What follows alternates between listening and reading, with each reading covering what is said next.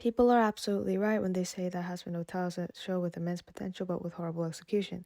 To put it more concisely, let me summarize some parts of the show and talk about it. Let's start with the character designs. I know some people dislike the character designs, and I agree with some aspects of the arguments they make. For example, some people like to say that a large percentage of the cast have absurdly thin bodies and lack diversity in terms of body sizes. Alistair, Penchus, Lucifer, Angel Dust, Fox, and Val are all important characters with a lot of screen time, and they all have large triangle chests with very thin waists. They also all have suits and bow ties. Also, for the female characters, a large percentage of them tend to all have small waists and large thighs, which is another noticeable pattern. So I do agree with the designs being repetitive. However, I still overall appreciate the creator's unique and imaginative art style. I've also heard people say that the character designs are too busy. And yes, there are a lot of details on each characters, especially characters like Husker, but I don't see a problem in this too much. Maybe it's a personal preference or something I can just tolerate, but I totally understand why some people might not like it. That's their taste and that's fine.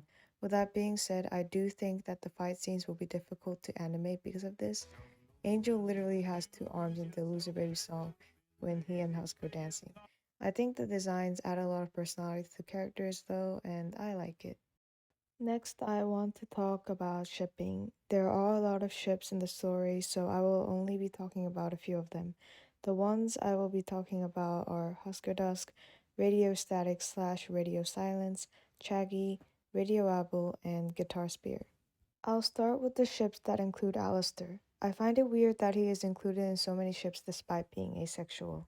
I personally think that Radio Apple is very stupid. I know people are entitled to their own opinions, but it honestly feels like the people who ship these characters are just shipping for the sake of shipping. They have a song together in season 1 which is about who's a better father figure for Charlie. This ship genuinely frustrates me because it's very clear that Alistair and Lucifer are written to be rival characters. Their dynamic is fun to watch and is put in a very upbeat song that expresses it well. I don't understand why people would ship this. This is a perfect example of people shipping just because two characters are in the same frame together. They don't appreciate or value good writing at all. I also dislike Radio Static and Radio Silence for similar reasons as the first ship. Not all relationships and rivalry have to be romantic. There needs to be more platonic friendships in the story. As for Chaggy, it's one of the better ones since it doesn't feel too forced, at least not as much as the other ones. The only problem with it is that it's boring. Sure, they have one good song together, but that doesn't mean anything from a writing perspective. Maggie needs to grow as her own character in order to be more interesting, because so far, she has a lot of potential, but her characterization ends with, I love Charlie, and she's very one-dimensional. For Husker Dusk, I hate this ship with a burning passion. This is another example of how fans and writers of the show just ship any two characters that appear on screen. They do not understand that not all relationships have to be romantic. Husk and Angel were fine as friends, and I think they were better off that way. Loser Baby tells you a lot about their characters as we see Husk trying to comfort Angel in his own way, which is very nice to see. After that musical number, they become very good friends. Angel kind of grows as a character as well, since he is no longer hypersexual around him and starts to appreciate his support. Husk also came to me as a mentor kind of character in season 1, and I loved that for him so much because I love the older mentor trope. This dynamic was all ruined when the writers decided that fan service is more important than writing a fun and well-structured relationship between two characters. The final ship I'll be discussing is Guitar Spear.